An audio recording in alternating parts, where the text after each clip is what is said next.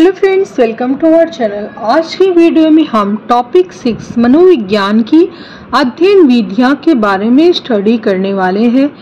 जैसे कि व्यवहार का अध्ययन करने वाली विधियां। मनोविज्ञान की अध्ययन विधियों को 2 वर्गों में वर्गीकृत किया जाता है। कितने वर्गों में? 2 वर्गों में वर्गीकृत किया जाता है। पहला है आत्मनिष्ठ विधियां या आत्मगत विधियां। दूसरा है हमारा वस्तुनिष्ठ विधियां या वस्तुगत विधियां। अब हम पहले के बारे में पढ़ेंगे, यानी कि आत्मनिष्ठ विधियां, सब्जेक्टिव मेथड के बारे में पहले देखेंगे।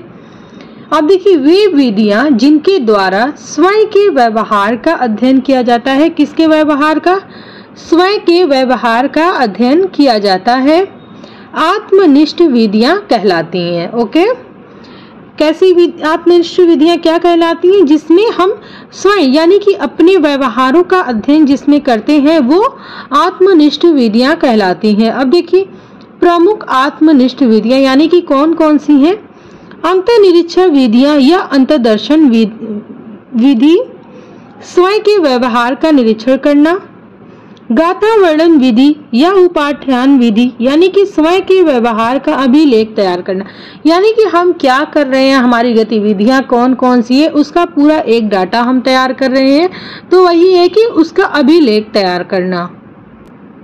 सेकेंड जो विधि हमारी थी वो थी वस्तुनिष्ठ विधि। कौन सी विधि? वस्तुनिष्ठ विधि।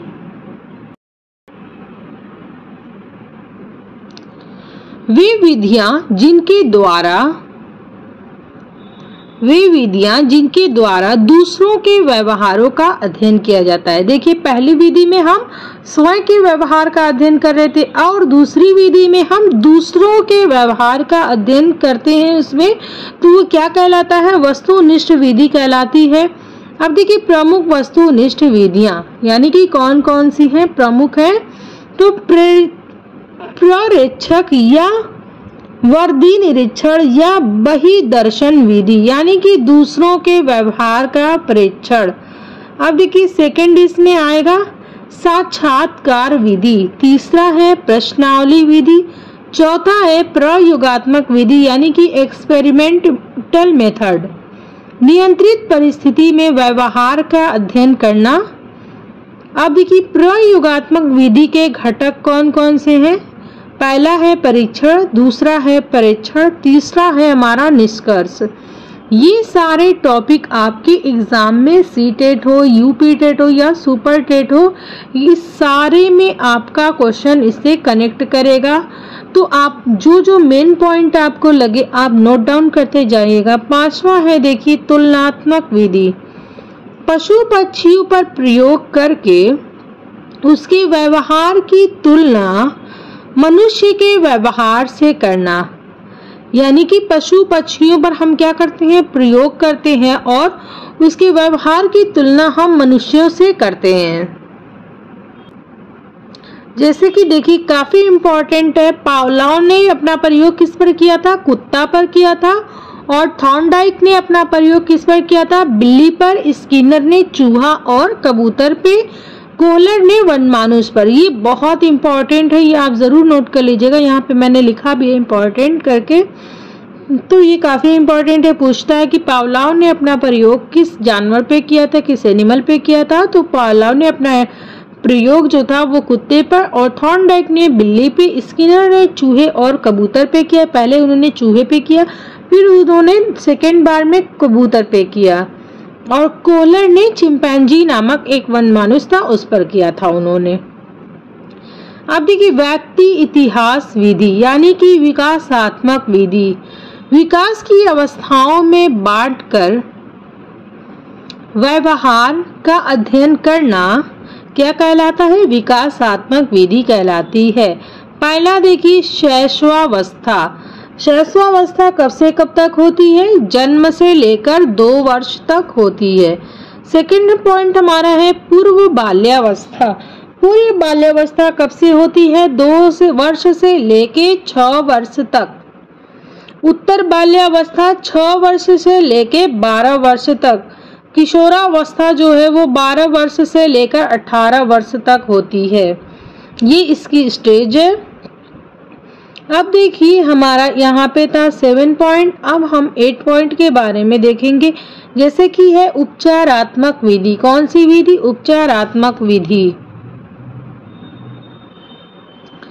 समस्यात्मक व्यवहार के कारणों व उसके उपचार के लिए जिस विधि का प्रयोग किया जाता है उसे उपचारात्मक विधि कहा जाता है। यानी कि कोई समस्या है, उस समस्या को सॉल्व करने के लिए जिन चीजों का यानी कि जिन विधियों का प्रयोग किया जाता है वो विधि क्या कहलाएगी? उपचारात्मक विधि कहलाएगी। 9 है हमारा सांख्यिकी विधि, यानी कि व्यवहार संबंधी आंकड़ों का एकीकरण, वर्गीकरण व विश्लेषण करके व्यवहार का अध्ययन करना सांख्यिकी विधि में किया जाता है, जैसे कि चुनाव का अनुमान। 10 पॉइंट पे हमारा है परीक्षण विधि, यानी कि टेस्ट मेथड। विभिन्न परीक्षणों द्वारा व्यवहार का अध्ययन, जैसे कि व्यक्तित्व का परीक्षण, टेट और कैट। रोशार्क स्याही धब्बा परीक्षण, बुद्धि परीक्षण, भाटिया बैटरी, बिने साइमन, भूल भुलैया परीक्षण। तीसरा है अभिरुचि परीक्षण, चौथा है अभिवृत्ति परीक्षण आदि। अब देखिए ये है मनोविश्लेषणात्मक विधि, ये काफी इंपॉर्टेंट है। इसके प्रतिपादक है सिगमंड फ्रॉइड। मनोविश्लेषणात्मक विधि के कौन है? सिगमंड फ्रॉइड है। इस विधि में मन को स्तरों में बांटकर व उनका विश्लेषण करके व्यवहार का अध्ययन किया जाता है। क्या कहलाता है? मनोविश्लेषणात्मक विधि कहलाती है। पहला है चेतन मन, दूसरा है अचेतन मन, तीसरा है अचेतन मन। ये देखिए ये काफी इंपॉर्टेंट पॉइंट है जो कि मैंने यहाँ पे साइड में लिखा हुआ है। मनोविश्लेषणात्मक विधि के अंतर्गत निम्न 2 विधियां आती हैं। पहली विधि है स्वतंत्र शब्द यानी कि साहचर्य विधि, दूसरा है स्वप्न विश्लेषण विधि। अब देखिए इसमें जो हमारी फर्स्ट पॉइंट आएगी वो है स्वतंत्र शब्द साहचर्य विधि, यानी कि पहला पॉइंट है जीवन जो है वो क्या है? मूल्यवान है। जीवन क्या है? मूल्यवान है।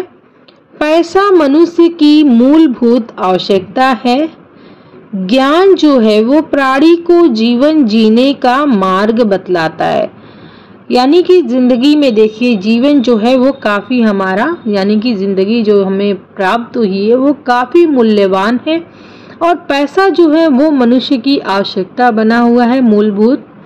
और जो ज्ञान हम जो ग्रहण कर रहे हैं यानी कि प्राणी के जीवन का वो मार्गदर्शन बतलाता है। यानी कि किसी भी चीज़ का जो है हमें ज्ञान के द्वारा अगर हम ज्ञान प्राप्त कर रहे हैं तो उन चीज़ों के बारे में हम अध्ययन किए होते हैं और उन चीज़ों को हमें समझने में काफ़ी आसानी होती है।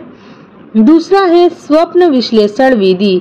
मनोविश्लेषणवादी मनोवैज्ञानिकों का मानना है कि सपने अचेतन मन से संबंधित होते हैं। यानी कि हमारा जो सपना है वो क्या है? वो अचेतन मन से संबंधित होता है। यहाँ पे हमारा टॉपिक 6 कंप्लीट होता है।